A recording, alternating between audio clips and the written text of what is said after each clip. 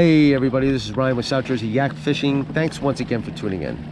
This trip was taken towards the end of July in 2024, and man, it really is a beautiful day. The sun's out, the air is warm, the winds are light, the water temps are running about the mid-60s, and we will be fishing an outgoing tide.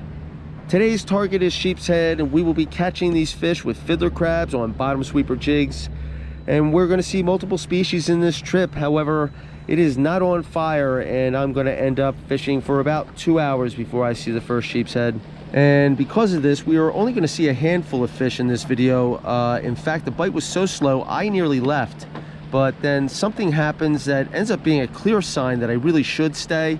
And ultimately, I ended up getting rewarded with a couple of really nice fish, as well as a few smaller ones along the way. And I'm going to make a couple of observations about things that are happening too. Also, I got some great footage of a beautiful slow motion sheepshead release, so stick around for that. And if you like this video, please hit that like button, smash that notification bell, and consider supporting me by subscribing to my channel. I would greatly appreciate it.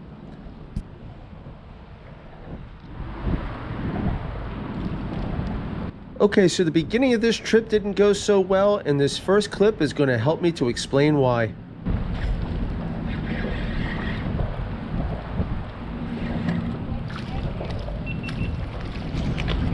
Yeah.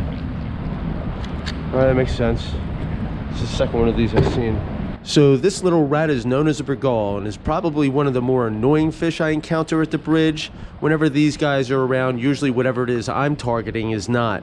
So basically, when I see these guys, I know I'm going to have to wait it out and just keep my fingers crossed and hope that what I want shows up eventually. Okay, so in this next clip, I have already been fishing for a little while, but I'm going to see my first sign that things are starting to change, and that sign's going to be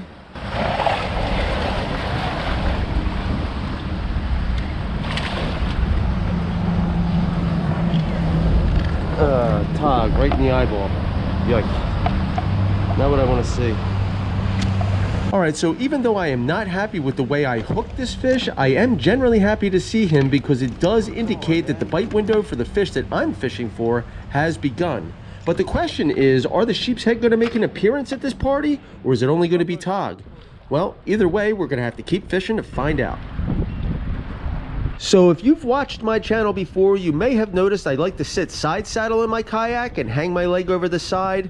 I do this because it's more comfortable on my knee, but watch after this next hook set how my main line becomes entangled with my water shoe, and I'm going to have to deal with that before I can even start to fight this fish.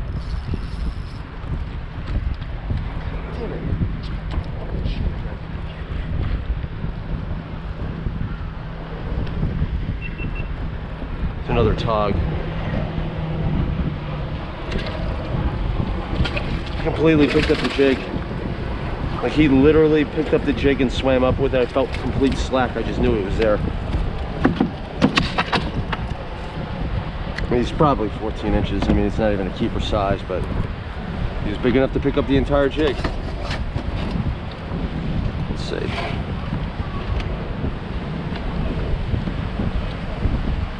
Yeah, it's like 13 1/4 actually. All right, let's let this guy go. Tog are active. The gulls are active. No sheepshead. In this next clip, my jig is going to hit the bottom, and I'm going to flip over that bail. A fish is going to hit that jig so fast and so hard, it's actually going to catch me by surprise.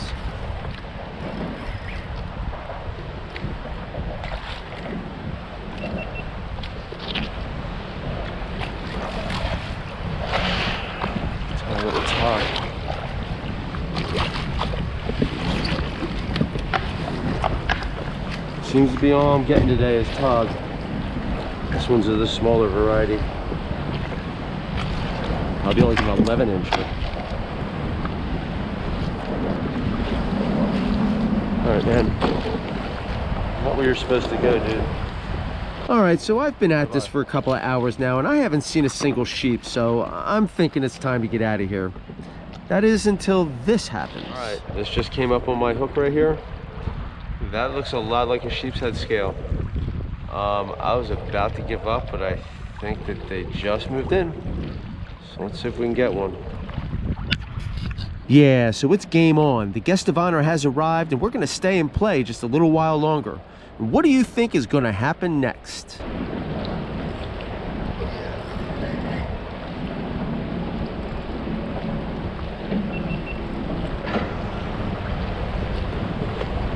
Oh, mother puss buggity came off. I don't believe that. I do not believe I just lost that fish. How the hell did that happen? Son of a... Hey, that's okay, because I'm starting to get excited, and now it looks like my patience might finally pay off.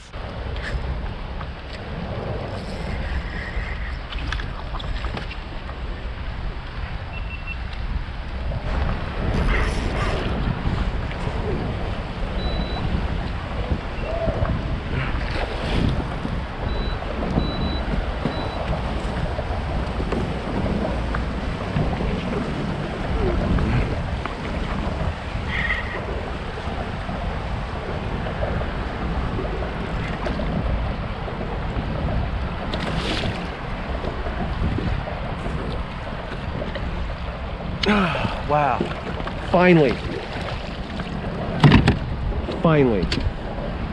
I've been here for like 2.5 hours, almost 3, without a single sheep. Finally just turning on. And I barely even felt that bite. Something just told me to set the hook. How are you so darn fast at that?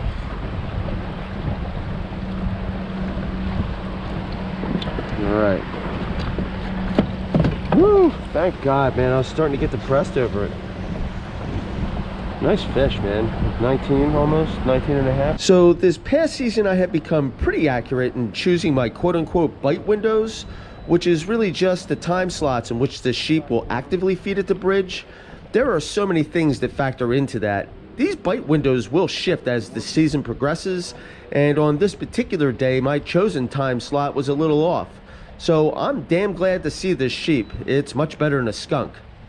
Now let's release this guy and see if we can get another one. All right. Nice looking sheepshead, man. I'm gonna let this puppy go. So here's one concern I have with the growing popularity of this sheepshead fishery here in South Jersey. I have noticed, as in this case, that it does take some time and care to properly release them. They don't all just take off and revive right away. So I wonder what the catch and release fatality rate numbers look like with this species. And not every kayak fisherman can lean over the side of their kayak like I do without flipping.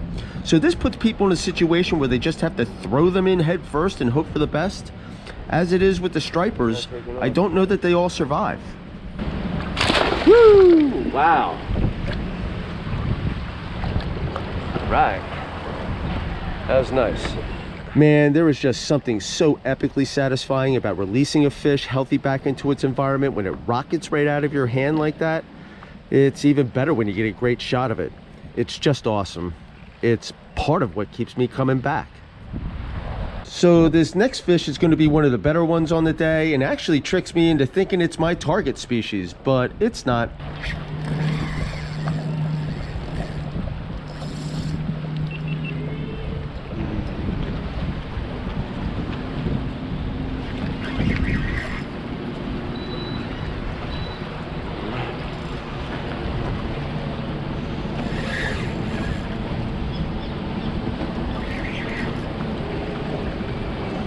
We're not losing this fish.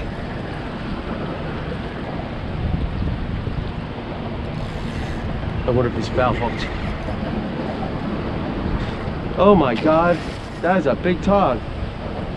Not what I expected. Nice size, female. Wow. Wow. Big.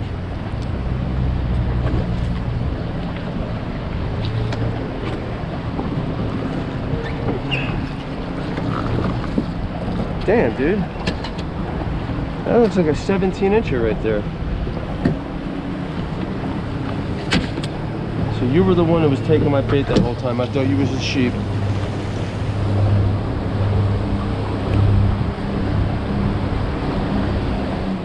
That is a nice sized tog. He is, yeah, almost 17. He's 16 and a half. That is a nice tog to the back.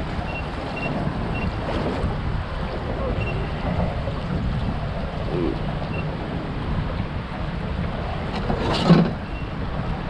Nice looking tog. I'll let this guy go. Bye-bye. All right, last fish here, guys.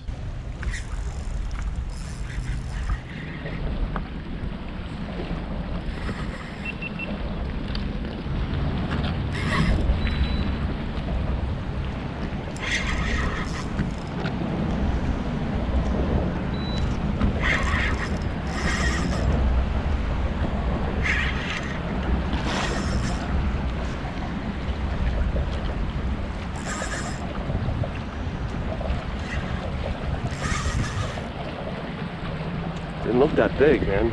It's taking a lot of line. Well, maybe he's bigger than I thought he was.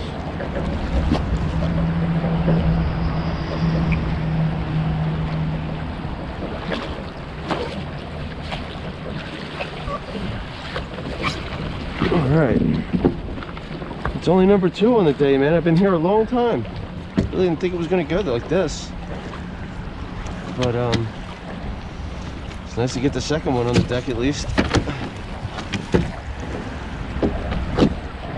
So as I said, this was the last fish, and certainly a great way to end the trip.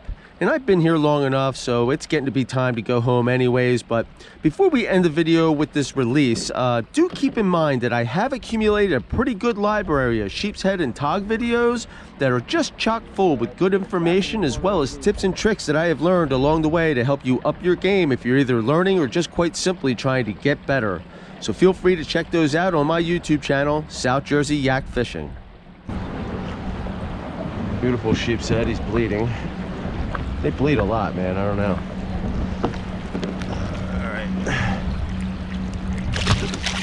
All right, that's all for now. I hope you enjoyed this video. If you did, hit that like button, smash that notification bell, and please consider supporting me by subscribing to my channel. I would greatly appreciate it. Catch you next time, guys. Peace.